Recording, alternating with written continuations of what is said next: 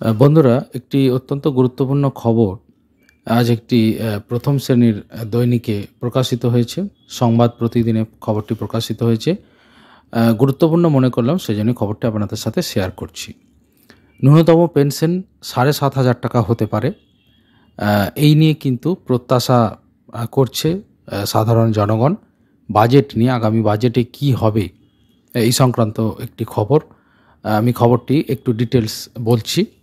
Employees provident fund organisation, আমরা জানি যাকে সংক্ষেপে ইপিএফও বলা হয়, আওতাভুক্ত বেসরকারি ক্ষেত্রের কর্মচারীরা বহুদিন ধরেই ন্যূনতম পেনশন বৃদ্ধির দাবি জানিয়ে আসছেন। আমরা জানি যাদের গভর্নমেন্ট প্রভিডেন্ট ফান্ড আছে তো তাদের জিপিএফ থাকে, কিন্তু জেনারেল প্রভিডেন্ট ফান্ড, কিন্তু এমপ্লয়িজ প্রভিডেন্ট ফান্ড যাদের হয় শুধু বেসরকারি সংস্থা ছাড়াও কিছু আন্ডারটেকিং সংস্থারাও কিন্তু ইপিএফের আওতাভুক্ত। তো ইপিএফে ন্যূনতম পেনশন বৃদ্ধির দাবি বহুকাল থেকেই হয়ে আসছে। সেই আবেদনের ভিত্তিতে এবারের বাজেটে সরকার পদক্ষেপ করার বিষয় বিবেচনা করতে পারে বলে দাবি করা হয়েছে কয়েকটি সর্বভারতীয় সংবাদ মাধ্যমের প্রতিবেদনে। এমপ্লয়িজ পেনশন স্কিমে বর্তমানে ন্যূনতম পেনশন প্রতি মাসে মাত্র ১,০০০ টাকা, তা বাড়িয়ে ৭,৫০০ টাকা করা হতে পারে। আগামী ১ ফেব্রুয়ারি সংসদে ২০২৫-২৬ সালের সাধারণ বাজেট পেশ করবেন অর্থমন্ত্রী নির্মলা সীতারামন। তার আগে তিনি সব ক্ষেত্রে বক্তব্য শুনছেন। গত ১০ জানুয়ারি তার সাথে দেখা করেন ইপিএস 95 পেনশনভোগীদের একটি প্রতিনিধি দল।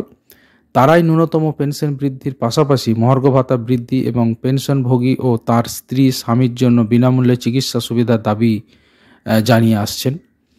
এদিকে ইপিএস 95 ন্যাশনাল অ্যাজিটেশন কমিটি, যেখানে ন্যূনতম পেনশন ৭,৫০০ টাকা করার দাবি করেছে, সেখানে ট্রেড ইউনিয়নগুলির প্রস্তাব প্রতি মাসে অন্তত ৫,০০০ টাকা করা হোক। কেননা তারা জানেন যে ৭,৫০০ টাকা হয়তো সরকার মানবে না, কেন এতটা ব্যয়বহুল সরকারের পক্ষে সম্ভব কিনা সেই নিয়ে তারা সন্দিহান। সেই জন্যে ট্রেড ইউনিয়নগুলির প্রস্তাব যে অন্তত ৫,০০০ টাকা করা হোক। দুই পক্ষের দাবির এই ভিন্নতা যদিও বিতর্কের সৃষ্টি করেছে। পেনশনভোগীরা বলছেন যে হারে বাজার দর বেড়েছে তাতে জীবনযাত্রার সাধারণ চাহিদা পূরণ করার জন্য অপর্যাপ্ত। কমিটি বলেছে সরকার ২০১৪ সালে ন্যূনতম পেনশন ১,০০০ টাকা নির্ধারণের ঘোষণা করলেও ৩৬ লক্ষেরও বেশি পেনশনভোগী এখনও তার চেয়ে কম পেনশন পান। প্রতিবেদনে দাবি করা হয়েছে Nirmala Sitharaman EPS 95 national agitation কমিটিকে আশ্বাস দিয়েছেন যে দাবিগুলি পর্যালোচনা করা হবে।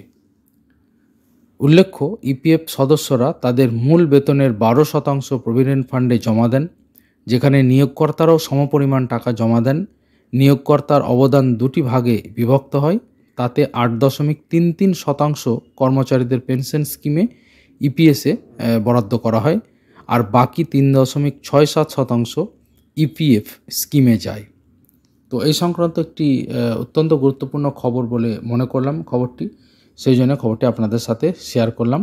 আমরা জানি সরকারি আন্ডারটেকিং সংস্থাগুলিও কিন্তু ইপিএফের আওতাভুক্ত।